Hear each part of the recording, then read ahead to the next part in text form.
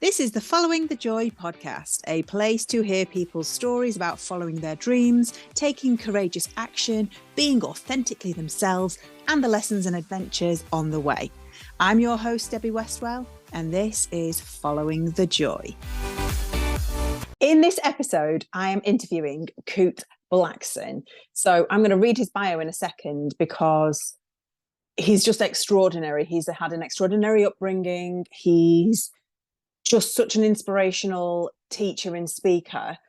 And interestingly, he's the first male, and that wasn't planned, but he's the first male that I've interviewed on my podcast. He's already got a book out called You Are the One, and he's got a second book that we're talking about on this podcast called The Magic of Surrender, which I cannot recommend enough. But let me read you his bio so that you kind of understand where I'm coming from, because everybody needs to listen to this episode. There's so many golden nuggets within it. So he's award-winning inspirational speaker, transformational teacher, and podcast host. And he's widely considered like a next generation leader in the field of personal development. And he's been recognized as the mindfulness guru that billionaires go to for advice by Inc. magazine. Now, he's a charismatic visionary and offers a fresh, bold look at spiritual awareness for a whole new generation. And Kute's unique lineage lay the foundation for his approach to breaking down barriers and setting the gifts and greatness of others free.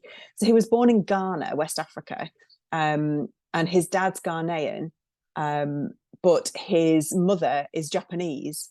And you just need to read his books to understand, like, they're in themselves, they have a wonderful, like, story of coming together. He's got a gift. Kute's got a gift for transformation, for transforming lives, including his own since childhood, because he's the son of a revered spiritual leader and healer. And he was speaking to his father's congregation in more than 300 churches and 3,000 people at a time by the age of 8, which is so young. And then at 14, he was ordained into his father's ministry and groomed to carry on the family's spiritual legacy. But in his heart of hearts, he knew that it wasn't the destiny for him and it wouldn't be in the church. And he needed to take a leap into the unknown and basically forge his own path. So we talk about him feeling like he didn't fit in when he was younger, having all these different, traditions and stuff. How he moved to the States at age of 18, knowing nobody. He shares how he traveled the world, how he learned from spiritual teachers before developing his own unique methods of teaching, coaching, and guiding others. And like, he basically shines a light of like finding your purpose, but he's really candid in the fact that it's not all roses and fabulousness, that there is challenges and hard, but it's like going to the gym and you've got to learn to use your muscles. We discuss his book, The Magic of Surrender. Like I said, it's amazing. And how it's not sitting back and surrendering, but it's actually taking action, taking the right action, because actually surrender is the secret to manifestation and freedom. And he shared how to create the space in this episode to do nothing and to just listen to your soul. And his mission in life is simple. It is to inspire people across the world to access inner freedom, live authentically, and fulfill their true life's purpose.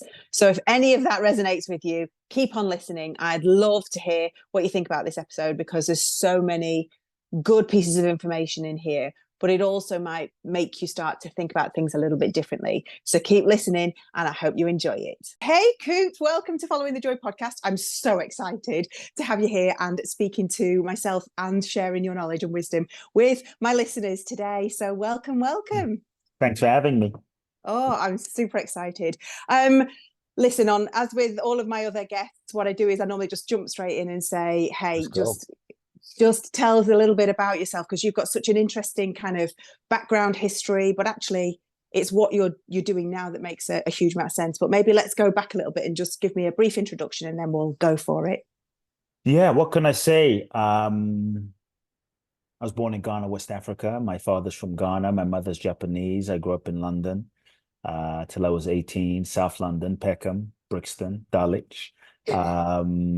Don't know if you know any of those parts, but I grew up in Brixton when they had the riots. It wasn't so safe. And I grew up in Peckham when it was not the hip place it is now. And so I couldn't wait to leave London. And, as a young kid, I felt like I was from everywhere and nowhere. And I didn't feel like I fit in anywhere. I didn't feel like I was African, didn't feel like I was Japanese, didn't feel like I was, from the UK.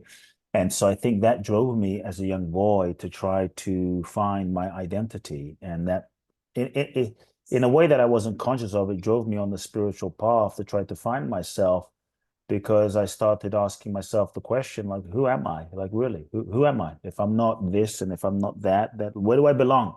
And so that took me deep inside. And as a young boy, um, I felt a strange calling to make a difference in people's lives. I felt this strange calling that I was put on the planet to impact people in some way. I didn't know what that would look like.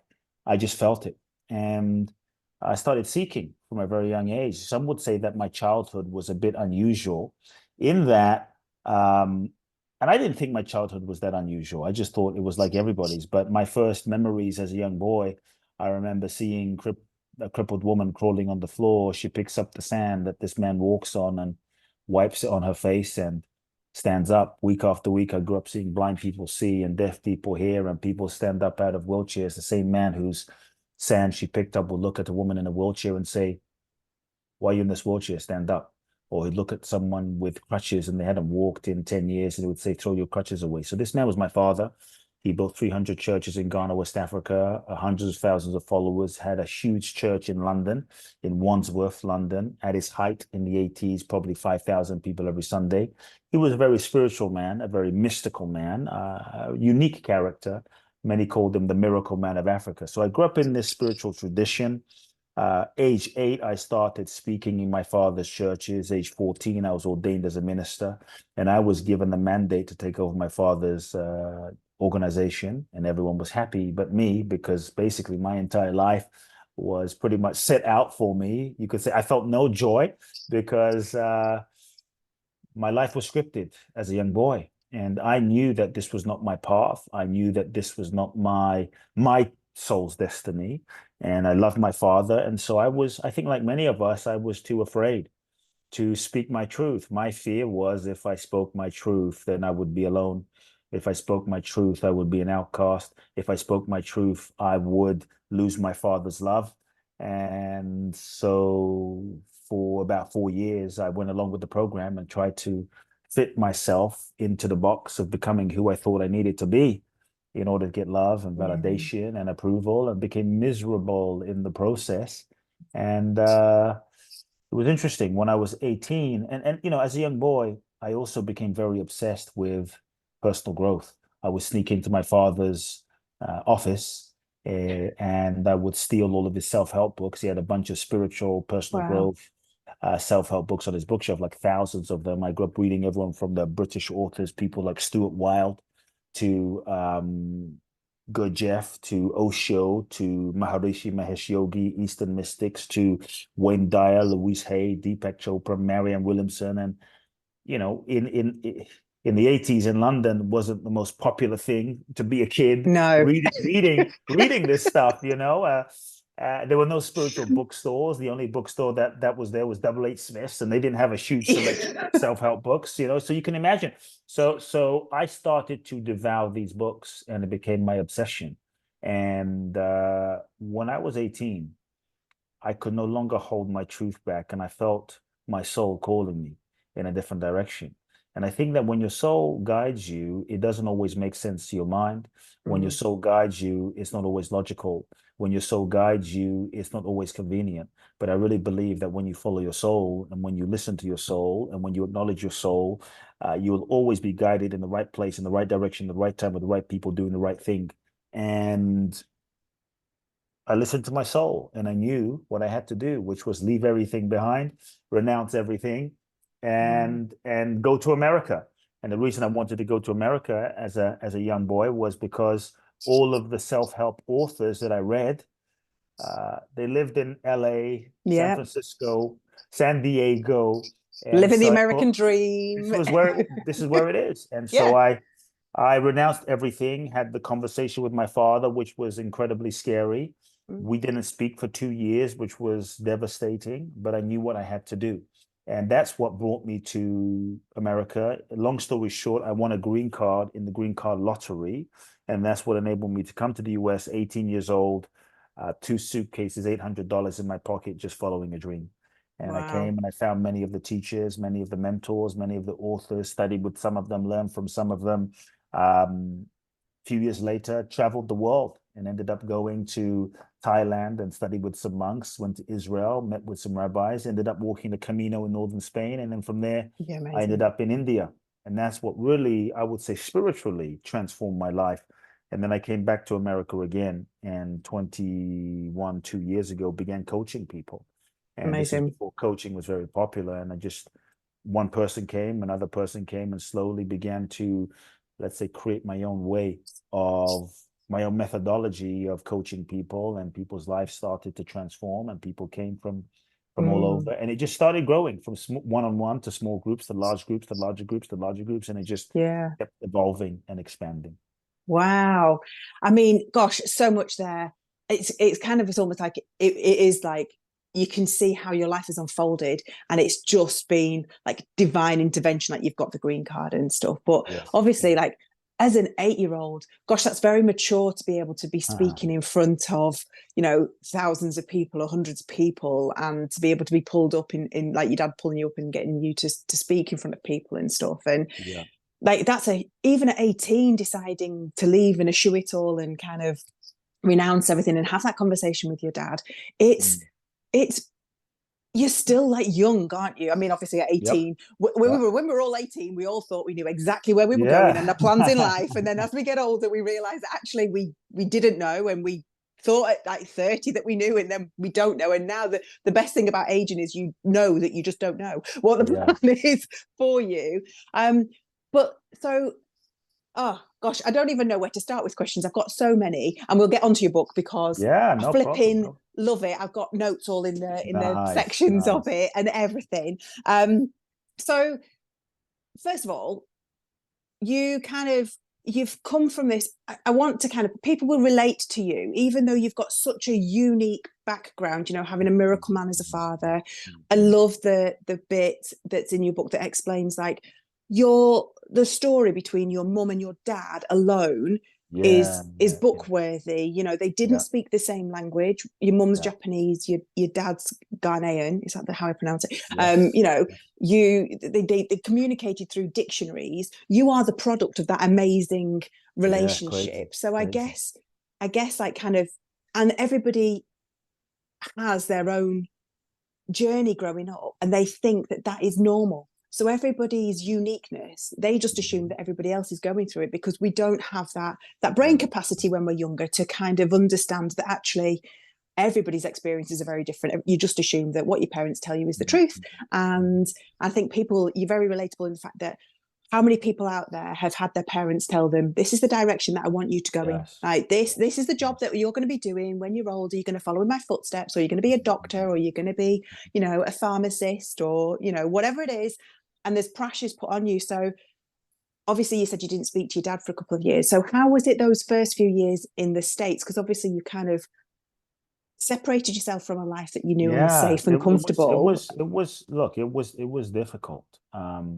People sometimes think that whenever you find your purpose, the violins start playing and everything unfolds easy. I mean, sometimes the self-help books sort of sell a dream and an idea. I think it's kind of to sell books, but the truth is, sometimes when you find your purpose, shit gets hard and things get crazy, and it's not always easy and it's not always roses. Sometimes when you find your purpose, that's when the real tests begin. That's when the real challenges begin.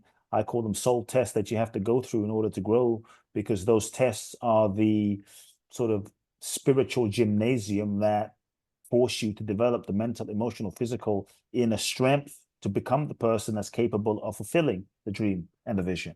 And so, those years were hard. I came to America at 18. When I think back, I'm like, the hell was I thinking? I look at 18-year-old kids today, I'm like, oh my God, was I like 18? What was I wasn't thinking. I think that was the blessing. I was just following something, and maybe naivety and innocence. And I didn't know, because if I knew everything that I was going to go through, I probably would not have started. And so I think sometimes we want to know everything about life and how life is going to unfold. But the universe has an intelligence to not show us Mm. the whole path, because if we knew the whole path, most of us would not even take the first step because of how difficult it was going to be. And Yeah. so when I came to the US, I knew nobody. Like literally, when I say nobody, I mean, I didn't know a single person. In America, I didn't know anyone in Los Angeles. There was no Google, there was no internet. There was just a map that I bought that was one of these book maps that you could open up, right? And that was my initiation. And yet I was just trusting that I was on the right path and I was just following the right path. I always say you don't need to know where you're going to get to exactly where you need to be. There's an intelligence inside of you that knows. There's something inside of you that knows. There's a wisdom that knows. And I was following that. And it was hard. I landed in the US, knew nobody, asked the taxi guy, take me somewhere safe and cheap where I can stay, because I didn't know. He just drops me off in Venice Beach, which at the time was crazy. It was madness, Yeah. a culture shock. And I cried for the first 2 weeks, thinking, what have I done? But I couldn't go back because I think my father was probably expecting me to crawl back with my tail in between my legs and beg. And I was like, nope, I'm on the right path. There's no way I'm Mm. going back. And for the first 2 weeks I cried. I ended up getting a $250 a month apartment, a shoebox apartment. Wow. And it was difficult. I mean, there were days where I didn't know how I was going to eat. There were days that I had no idea how I was going to make it.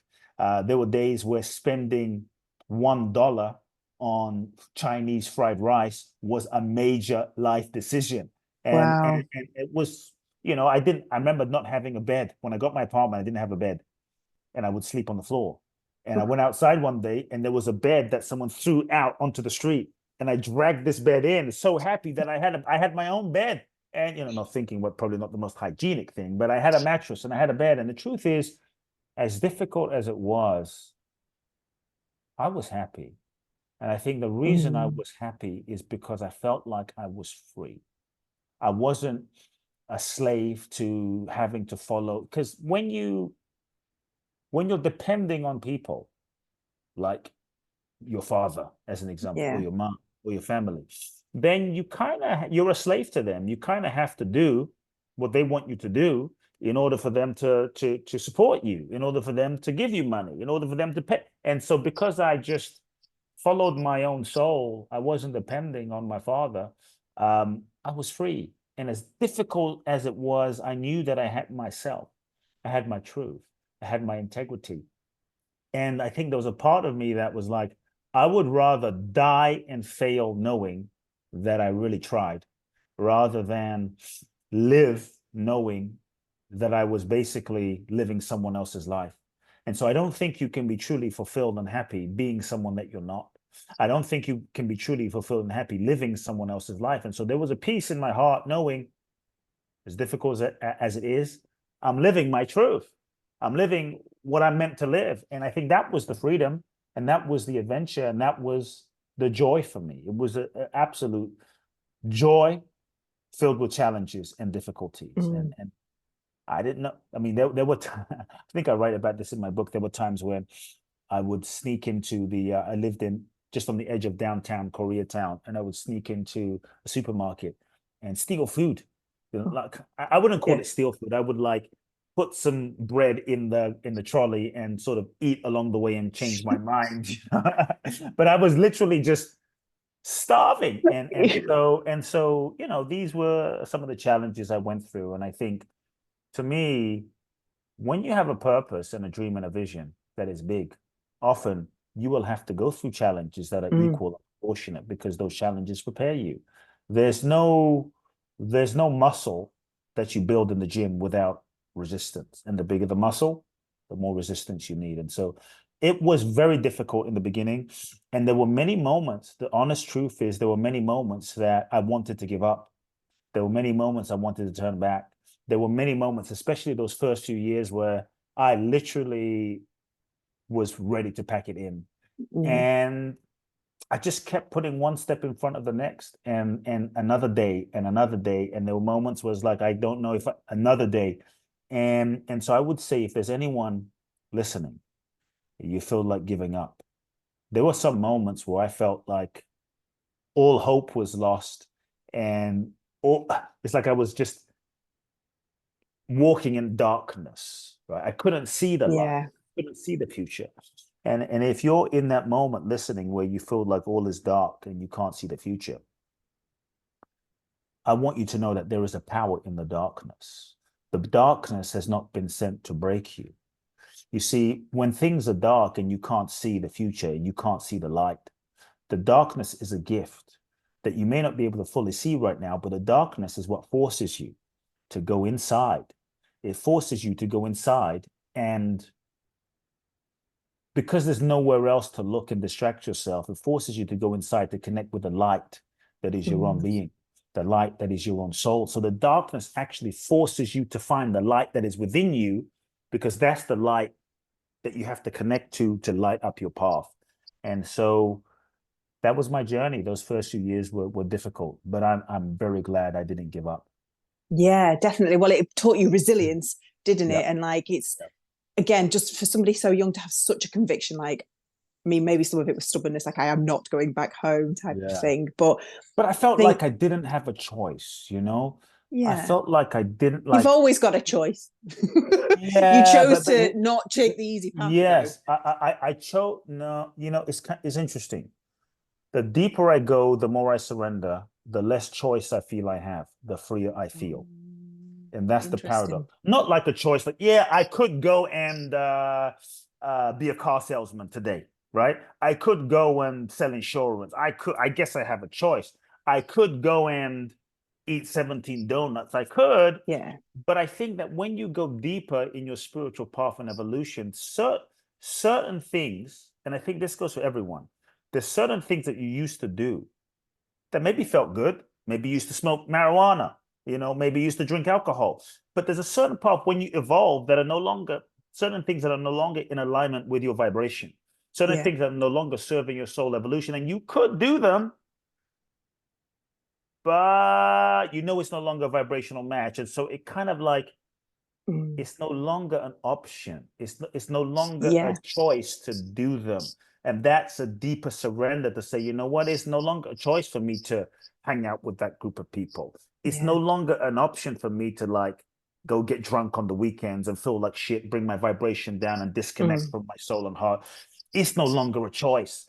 And you kind of have to surrender to, even if parts of you want to do that, it's like, I can't do it anymore. It's not a choice for me. It's not an Yeah. option anymore. And so that's what I mean, where there's another level of freedom that comes from that, you could say, choiceless choice that then Yes. opens you up to move you into the flow. And so I kind of felt like it wasn't a choice in a certain way. I could have gone back and I could have taken the easy path, but I think what we have to realize is when you do what's easy now, it will often be hard later. But when you do what's seemingly hard now, that's when it's easier later. And Yeah. so I thought, well, I guess the choice was to go home and get a job. And it's like, it's not an option. That's not Yeah. an option. And so that's where I was. Yeah. Because in your latest book, The Magic of Surrender, you talk about like listening to that kind of inner Yes. guide, that divine guidance, wherever it comes from within you, and like surrendering. And I guess when we're doing those things, if you're taking the drugs, if you're, hanging out with the wrong people, if you're drinking heavily, all you're doing is making noise, so you can't hear that You're inner blocking. voice. So Mhm. yeah, and so then I guess I understand what you're saying about the paradoxes, because actually the more you lessen all of that noise, you've got your Yes. higher energy vibes, you're listening to yourself, Hmm. then you've actually only got the one option, because that's what your Yeah. gut Yes. instinct is telling you, what your divine Exactly. inside is telling you. It's like, this is the direction you need to go in. Yeah. Why have you been ignoring me? And Yeah. like you said, it's like, we all know that life gives us lessons. It's either working for you or it's giving you a lesson. And if you're not listening and taking action on those lessons, just like you've just said, then you're going to get those lessons again and again and again, which is going to make it harder later on, because then you're going to be like, why am I going through this again? Why have I Yeah. attracted the same person again? Why am I in the same job? It was, for me, it was my job. I was going into a job. I was taking on responsibilities. I was saying yes and people pleasing to everybody. I was becoming overwhelmed. Then I got into a funk, didn't really like work. looked for a different job, rinse, repeat, found myself in the same pattern until I learned to listen and break the pattern, and then made a change in my life. So I think that's definitely important about that kind of learning the lessons and just reading some of your book. You're quite direct as well in some ways that you say, like you'll literally like be saying to people, well, you know, why are you making this choice? You know, like if that was an example with me, you would probably say something like, why are you taking everything on? Like what inside you feels like you need to be validated by doing all this work? And I think I absolutely love what you say. I'm already going to be giving your book to everybody because it needs to be read and spread. But I think that you're going to trigger some people. Have you found that you do trigger some people because they're just like, no, I am not ready to hear this? Yeah, I think so. Yeah, I think do you care? It does happen. You know what? I stopped caring a long time ago because for me, my intention and my purpose is to serve people's growth and evolution. Yes. And I'm here to help people transform. See, here's the thing. Many times people look for a teacher that fluffs them up and makes you feel good. So you go, you read some law of attraction, self-help, something is like, oh, I love this teacher. They make me feel so good about myself. They make me feel so wonderful about myself. Yeah, but if you got shit in your mouth and you stink and you haven't showered in like 3 months and you're like, well, let me do some affirmations to be like, I smell good. I smell good. No, you don't smell good. You smell like crap. You haven't showered. You're eating 17 donuts. It's killing you. Like, you can't bullshit your way to freedom. Freedom isn't free. And so for me, I'm a truth teacher because it's only the truth that sets you free. It might first piss you off, but the truth that sets you free. So what I found is many times, and I've been there, we look for teachers that make us feel good, make us feel comfortable, that we agree with, and what they say aligns with our current reality. Because if we agree with them and what they say aligns with our current reality, we feel safe, we feel comfortable, we feel reinforced, but we don't necessarily grow and evolve. And so if we're constantly seeking teachers that make us feel good and align with our current reality, so we can say, yeah, I agree. That's right. Then how are we going to evolve? A true teacher, if you are a coach, if you're a guide, if you're a healer, a true teacher will cause you lovingly. For me, it's all with love, with respect, with compassion. A true teacher is committed to your greatness, not your bullshit or your stories or your lies. A true teacher is committed to you breaking free, not staying stuck. A true teacher is more committed to you being free than being liked. And so you can't be committed to being liked and really, really serve people, because sometimes when you help people see certain truths about themselves that they need to see in order to break free, they won't like that initially. They won't, because they've spent their life avoiding that. So if you're like, you bring a mirror and say, hey, take a look in the mirror. It's like, oh, I don't like what I see. Sometimes there is a tendency for people to like get upset at you because you're bringing the mirror, but that's why they're coming to you for. So you're not doing, as a teacher, you're not doing people a service by drawing a Mona Lisa painting that gives people a false sense of who they are and saying, you look like Justin Bieber. No, you don't. You look like, so, no, here's the mirror. This is the reality. When you can face that, that's when you transform. That's the key. And so for me, I've always been a teacher that's been committed to helping people be free. That's been committed to helping people live authentically, live in alignment with their truth. And that's my commitment. To me, real love, right, is a commitment to serving someone's soul evolution. A commitment to serving someone's soul evolution, not catering to someone's ego, not catering to someone's fragility, not catering to someone's personality. And so sometimes the commitment to serving someone's soul evolution is to make them aware of the truth. And that's the key. And so a long time ago, I had to unplug here's a secret. I had to unplug myself from the need for, I had to unplug myself from people's negative opinions. Don't like you, don't Yes. like you, you're this, you're that. Because here's the thing, when you put yourself out there in any capacity, people are going to have different opinions about you. Often their opinions about you aren't really about you. It reflects more about them than it does about you. And people are often projecting onto you based on their own conditioning and childhood and programming, etc., etc. So that's what you have to realize. Often what people perceive about you and think about you, it's not really about you. They're perceiving through the current lens of their consciousness and conditioning. And so I had to learn to not take it seriously and to not take it personally, because often it's not. Because we do this podcast, 1,000 people listen to this podcast, 500 people say, I love Kute, he's amazing. 500 people say, I don't like that guy, he triggers me, he upsets me. And so which is fact and which is true? It's all perception based on your own psychology and consciousness. And so if you really want, what I learned is if you really want to make a difference in people's lives, you have to unplug yourself from people's negative opinions and projections. That's one. But you also have to unplug yourself from people's positive opinions and projections, because we can also get addicted to, oh, Debbie, like me, say good stuff, say good, not just don't say bad stuff, but say good stuff. And now we start changing ourselves and contorting ourselves and becoming who we think we need to be in order for you and the world to love me. And so there's a freedom that comes when you unplug yourself, connect to your truth. Who am I? Like I had to make peace with who am I?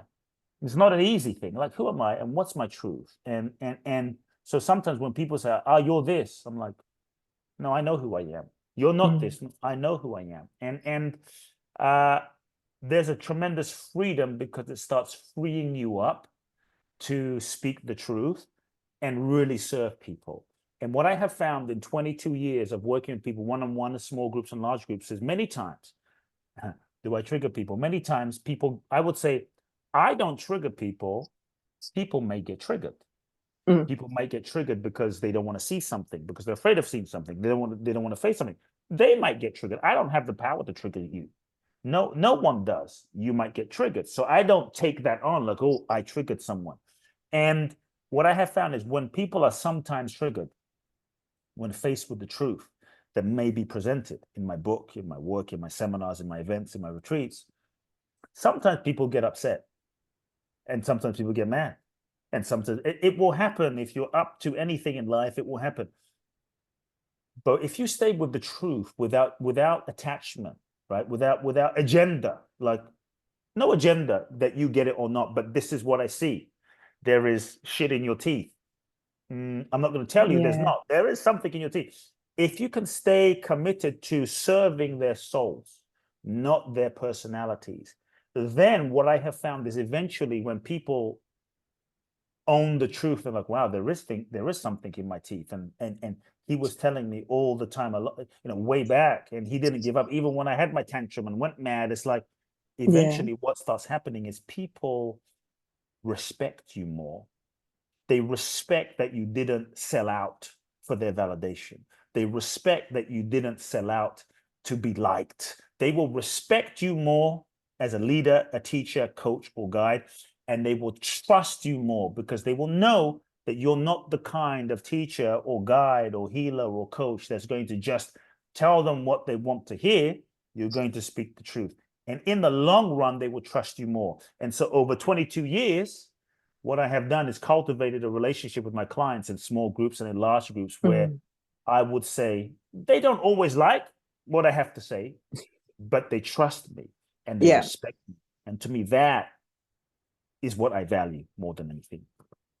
And that's like really good coming from like a kind of coach, healer, teacher. But it's a really good lesson as well that everybody can have in their own life, as in about speaking the truth, looking at yourself with the truth. It's almost like being a lawyer. Like, what are the facts? We can't bring like emotional bias into this. It's like, what are the facts? It's this, it's this, it's this. This is what's happening. These are the facts. But also, like, I guess with love, you can do this to your family as well. With love. Like, tell them the truth. I would say that the thing that stops us from being free are all the lies that we tell ourselves. As human beings, we're constantly lying to ourselves for reasons which we can get into, but we say yes when we mean no.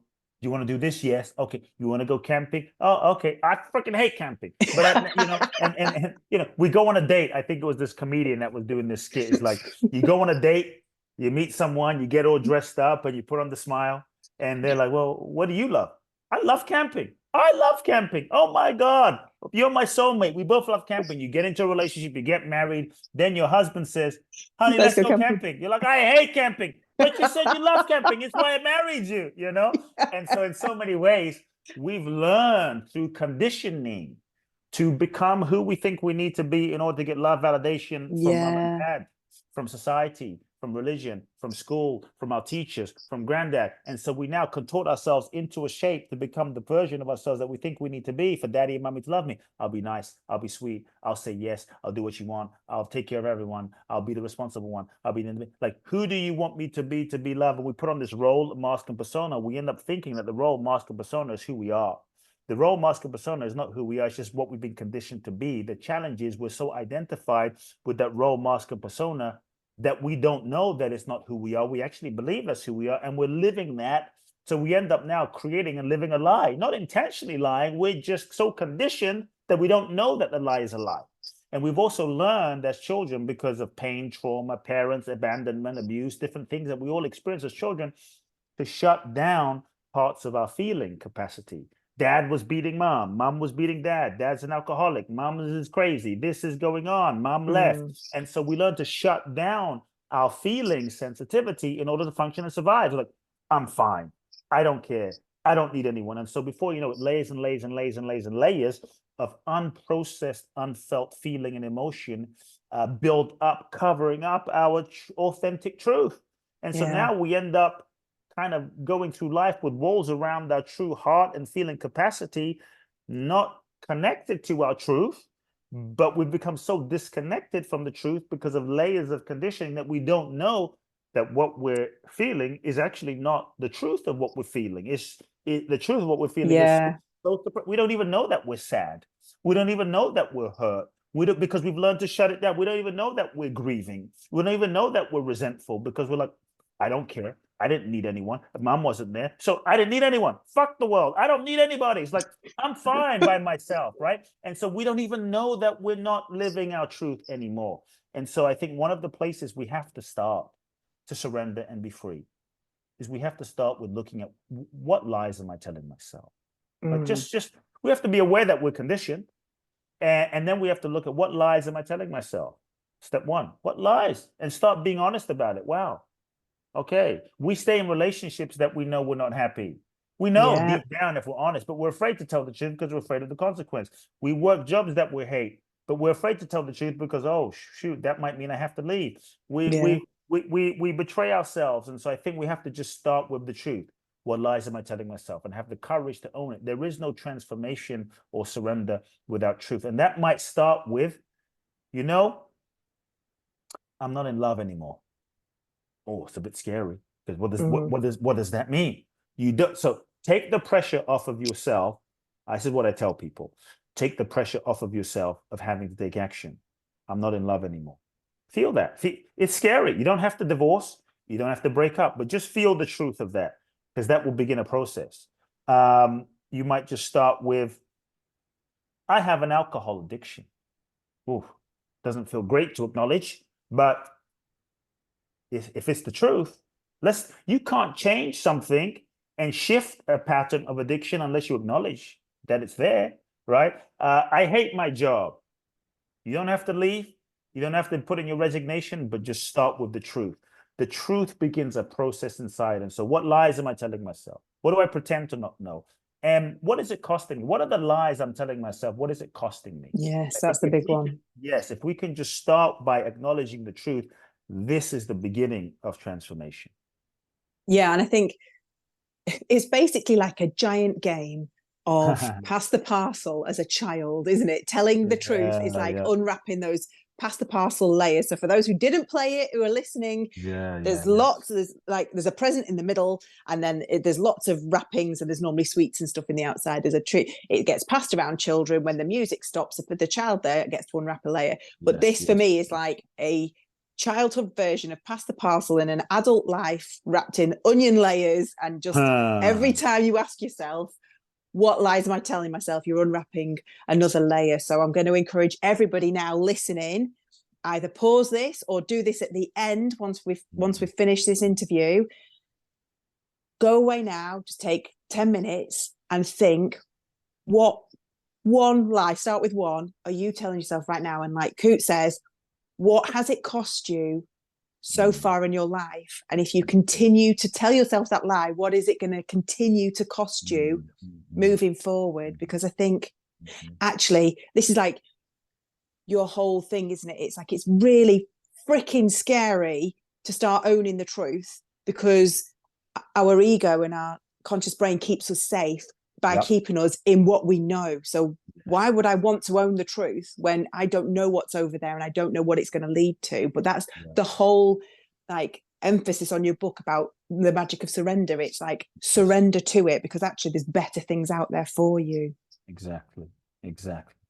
So interesting, now that we move on to like your book and surrendering, because it's not your traditional term of surrender. So like, you know, people believe surrender to be, you know, like a military term, like we give up type of thing, or like, I'm gonna, like you said, sit back and gonna not wash my hair for 14 months and I'm gonna meditate and say affirmations and everything's gonna be perfect. But it's not. It's about still taking some action, but kind of surrendering to the action. So can you kind of explain that in a better way than I've tried to do it? Yeah, look, we have so many misconceptions in our culture as to what surrender is. That surrender is waving the white flag. That surrender is giving up. That surrender is giving up. That surrender is being a doormat. That surrender means you're going to get left behind. That surrender means you're going to be taken advantage of. That surrender means you won't manifest your goals, dreams, and desires, or you're going to get less in life. Who the hell wants less? And so for me, I'm saying, look, if you really understand the real essence of surrender, what if you didn't get less in life, but what if you got more? More than you could have planned, more than you could have imagined, more than you could have anticipated, more than you could have intended with the limitation of your conscious mind. Maybe not what you expected, but what if it was better? And what if it was different? And what if it was more like beyond what you could have planned for yourself? In many ways, we get so attached to what we think we want in life. Like, it's got to be this way. This person has to be my soulmate. And we get so attached, not realizing that it's almost as though we're praying for the peanuts, but life is seeking to give us a buffet. And we're not able to see the whole picture in this moment. If everyone were to look at a relationship example, you were to look back 10, 15, 20 years, maybe it's only a few years for some of you. You met someone and we've all had these people, and you fell madly in love. And you're like, I found my soulmate. This is the one. And you couldn't imagine not being with them, right? Think of that person. I have a few of those. And you think about, like, I can't imagine not being with this person. You saw your life with them. You saw kids with them. You planned a future with them. It's like there was no alternative other than this person. You were so in. And then it didn't work out. And you were devastated. And you couldn't believe it. And you cried. And you didn't think you would find love again. Now, looking back from today's perspective, you look at that relationship and go, what the hell was I thinking? You look back and go, thank God, thank God that did not work out, right? But you weren't able to see it in that moment. You weren't able to understand it in that moment. So sometimes we so want something to be something, but it's not something, right? And so surrender is, I believe, the most powerful thing that we could do. I believe that surrender is the real secret to manifestation, is the real password to freedom. That surrender is just to be clear, it's a letting go of control, or I should say the illusion of control. It is a letting go of trying to force and manipulate life to fit your limited idea of how you think it should be. It is a letting go of putting limitations on life. It's being open and available to life showing you, life revealing itself, life leading you, life guiding you. And so the old paradigm of living and creating and manifesting is all about, I call it the ego-based model for living life. All about asking yourself the question, What do I want? What do I, as a limited individual personality, what do I want? Now, you can manifest that way. I'm not saying don't write goals and don't set goals and don't have a vision. Just don't get so attached to it, is the thing, right? Yeah. So we're taught to ask the question, what do I want? And sometimes you might get everything that you thought you wanted. You might. We've had it happen, only to realize that what you thought you wanted was not what you really Yeah. wanted. It was just what you thought you wanted based on who you thought you were. But if we're not in touch with who we really are, right, then many times our goals are projections of unmet needs from childhood. Didn't feel lovable, didn't feel worthy. So if I can just Mhm. get that car and get that house, then I'm going to be enough. And so for me, the real question when it comes to surrender is not what do I want? The real question is a different question. It's a bigger question. The question becomes, what is it that the universe is seeking to express through me? What is it that life is seeking to manifest and create through me? What is it that my soul is seeking to unfold and express through me? To me, this is the question. And when you can feel what that is, catch that vision, many times it's bigger than what you think. It's bigger than your mind. It's bigger than what you can plan. Like the Magic of Surrender book was not the book I planned to write. It was not the book I wanted Wow. to. I wanted to write, and I wanted to write every other book other than the theme of surrender. So I didn't plan to write it, but it's what we're seeking to express and what we're seeking to unfold. I could have made my own choice and forced myself to write Mhm. another book. But the truth is, when I really felt what was true, this is what was flowing. This is what felt strong. This is what felt true and real and authentic. And so when you can receive the vision of what is seeking to express, and then you align with that which is true and that which is authentic, now you are in the flow. Then surrender is you fully surrender to that. And then you take action. Then you can set your goals and planning and strategy and action and marketing in sync and in alignment with the true flow of what's real. Then you move into action. Then you give 100%. And so don't mistake. Sometimes people think, oh, surrender means we'll just sit there and do nothing. No. When you Mm. catch the vision and you move into action, you give 100% without attachment to the outcome. You go full out, 100%. You look at people like Gandhi, Mother Teresa, Mandela, like Mm. they surrendered, but they weren't lazy. They surrendered, but you might work harder than you've ever worked in your life.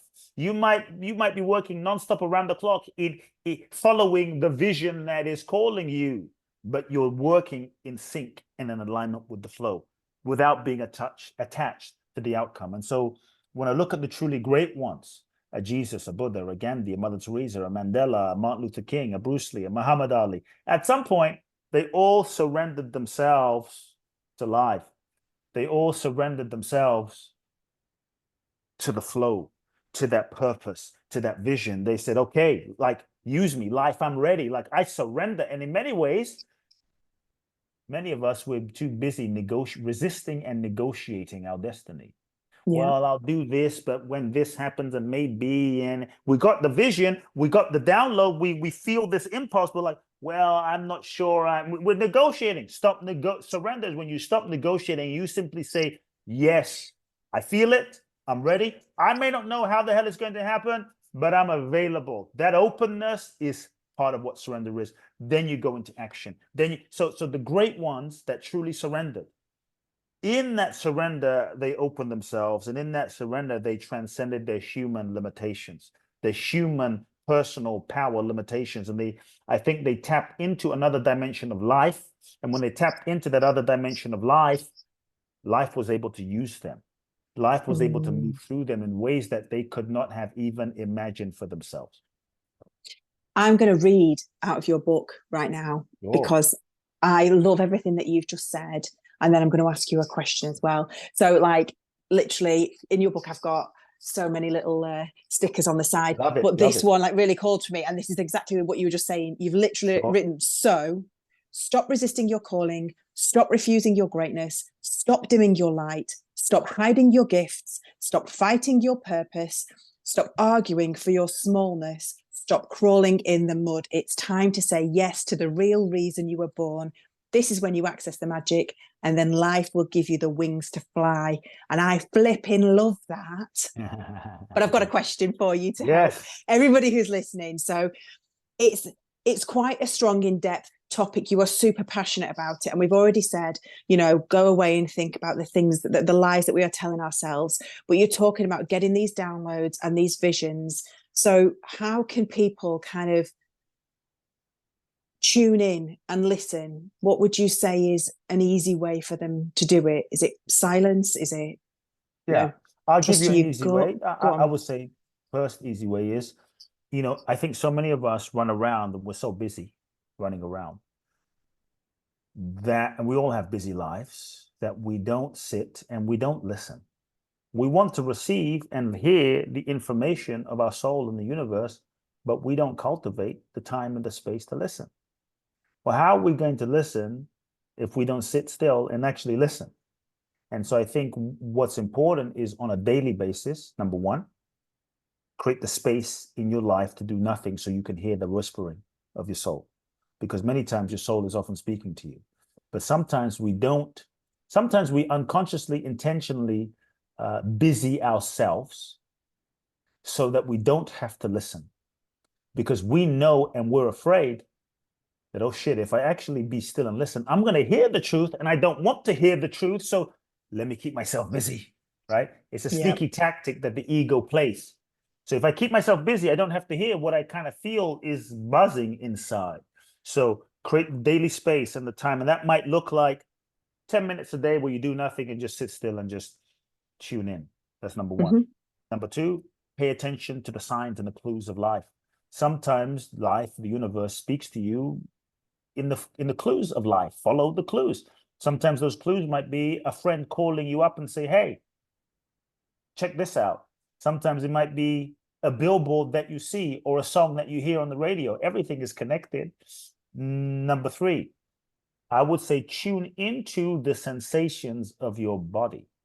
Sometimes the intuition doesn't come in a loud siren bell, but it comes in a very subtle, oh, I felt a little chill there. Or I felt like a gut tightening. Like, yeah, someone wants to do a business deal with you. You're about to sign a business deal. Everything in your gut is like clenched and tightening, and something's like, no, doesn't make sense to your mind. But are you going to listen to that or not? So your body is intelligent and your body will speak to you, but we're often not paying attention to the subtle signs of your body. So I would say, pay attention, listen to the body, observe the body, observe your breath, observe the sensations in your body. And I think in many ways we all feel the intuitive guidance. We've all felt it. But one thing that I have found blocks it, we feel it. You see, and many times that intuitive guidance of your soul doesn't make sense to your logic, and it won't make sense to your mind. It's not meant to make sense to your mind because it's not arising from your conditioning, your personality, your ego. It's arising from the unconditioned, deeper dimension of your being. And so it's not meant to make sense to your logic or your mind, right? And so when we understand that, the problem is when we receive the guidance, like go to Bali, go to Bournemouth, right? We're like, doesn't make sense. What? Why? I don't know anyone in Bournemouth, but I don't have time to go to Bournemouth. It's cold in Bournemouth. I don't hear good things about Bournemouth. But why? And I need to understand. And what's going to happen when I go there?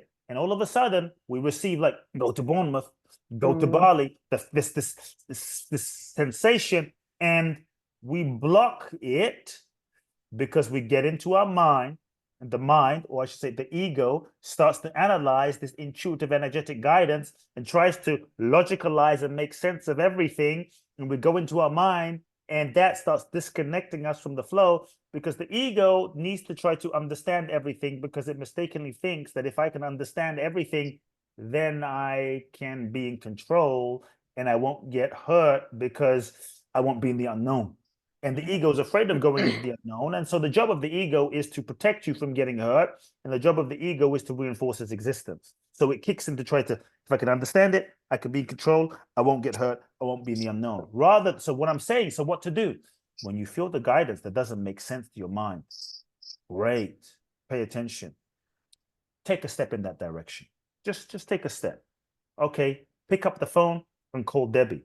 Rather than saying, well, oh, I haven't spoken to her in a while. She's not going to want, no. Just pick up the phone. Hey, Debbie, I don't know why I'm calling you, but just checking in. I have no agenda. Something Yes. is saying to call you. It doesn't make sense. You don't have to even call me back, but here I am. Just start cultivating the relationship with your soul to just be obedient. That's it. Just be so don't question. I had to learn to not question the guidance. So what that looks like is turn left. Turn left. Now you might ask me, why are you turning left? I don't know. I have no idea. You don't have to know where you're going. But the intelligence inside of you knows. Turn right. Okay, turn left. Okay, take 10 steps forward. Great. You are being guided by an intelligence. This intelligence knows. Often life begins to make sense to you in the process of living life, or when you look back, is when everything connects and all the dots connect. And so it's kind of like we trust Siri more than we trust our soul. Yeah, we do. Siri says, hey, turn left, go over the bridge, go under the internet, or go to, drive over the ocean. We do it. We don't question. But your soul says, hey, call Debbie, go to Bournemouth, write that book. And we question. So the more you can say, okay, I'm not going to question. I'm just going to get into a process of left, right, left, right, 10 steps forward. The more your guidance and intuition grows, and life will show. See, part of surrender is allowing life to lead you. That's the magic. When you can allow life to lead you, that's the beauty. Amazing. Get out of your head, allow life to lead you.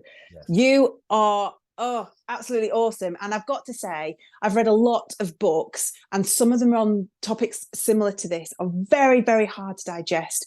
Your book is really easy, easy to understand. It's really easy. Anybody could pick it up and read it. There are very good examples of what you've talked about in there. And I don't want to go into examples because I want people to read your book, but there's amazing examples. It makes sense. They're relevant examples, and it's very easy to read. It's not in your face. It's not taking me long to read, but every page has been like, yes. So I absolutely love it, and I hope everybody else picks it up and reads it as well, because you've got another book as well, like You Are the One as well, haven't you? But I appreciate your time, and you're very busy and important, and you've got many, many people to reach out to. But tell us how people can reach out to you, how people can get in touch with you, work with you. What are you up to? Sure. Well, I'm really glad you said that about the book, because I really wanted the Magic of Surrender book to be an easy read. I didn't want it to be one of these sort of highfalutin books on spirituality that you're like, you read 2 sentences and like, what the hell is this author saying? The consciousness of the infinite is the blah, blah, blah. Like, I don't understand what this means, I wanted it to be like easy to read, where literally a 13-year-old kid could read it. So I take it as a compliment, because there's no point in having an amazing book if no one reads it. It's like the most amazing book on the planet that nobody can understand. And so I would say one of the first things is get the book, The Magic of Surrender. You can get it on paperback. The paperback has a few updates. So go to Amazon, get the book, The Magic of Surrender. There's so many gems there. I wrote it from my heart and soul in a simple way. The second thing I would say is, if you're listening to this conversation and maybe you're inspired, you feel a connection, you feel you're someone and you feel a calling to make a difference on the planet. You feel you've been put on the planet for a purpose that is bigger than yourself, and you feel that sense of purpose. You feel that you're at the point in your life where you're ready for the next level. You're at the point in your life where you're ready to heal, you're ready to transform, you're ready to break through limitations, you're ready to connect with your power, you're ready to share those gifts with the world. And I really feel as though we're living in a unique time where the world needs our gifts more than ever.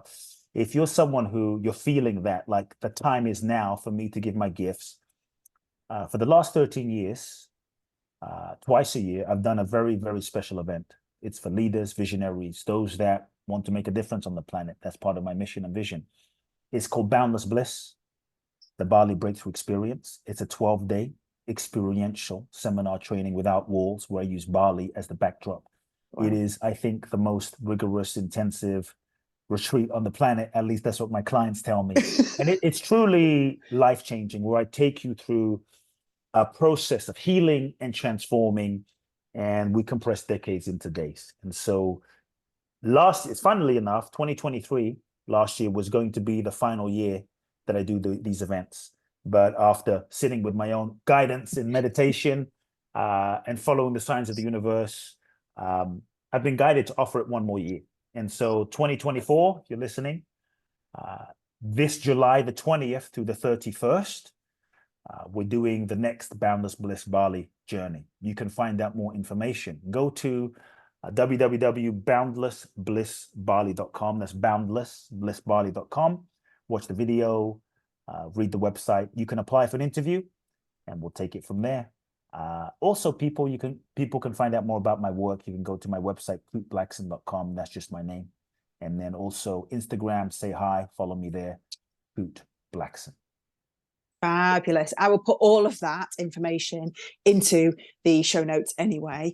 So yeah, I just want to say so much love that you're giving out to the world. And thank you. There's so much love that I felt between you and your mum in your book. So I'm so sorry to hear about the passing of your mum, but that it literally shone out of the pages. Yeah. And I just had to kind of tell you that as well. So sending you so much love. Thank you ever so much for your time. You are an awesome human being. Keep going and spreading the word and getting people to surrender. And you've just been amazing. So thank you ever so much, Kute. Oh, I got so carried away with that interview that I didn't even do the key takeaways. So I'm going to do those with you now separately. Because yeah, we obviously just, kind of rolled with the flow and went with it. So the key takeaways from this episode are definitely like, have a little think about what lies are we telling ourselves, and what is that costing us, and how, are we doing that just to kind of protect ourselves? Are you ready to take a step out of your comfort zone? Listening to your gut, your intuition, and your instinct. It doesn't always have to make sense, but just, kind of get into the practice of following that and trusting that it's the right path for you. Take time to be still and listen to your soul and just observe the body and the sensations that you're feeling. And then just don't question what you're being told, and learn to just follow and allow life to lead you. I think there's some wonderful takeaways from this episode. Thanks for listening today. I hope you enjoyed that conversation as much as I did. And as always, any links or anything mentioned will be in the show notes. If you haven't connected with me yet, I'd love to meet you. So come find me on Instagram at Debbie Westwell. Why not slide into my DMs and tell me what you thought of this episode? And if you like what you hear, then please follow me or hit the bell icon, share with somebody like you who would benefit from listening, and all positive reviews are greatly appreciated. Thank you for being your wonderful self, and I can't wait to chat next time.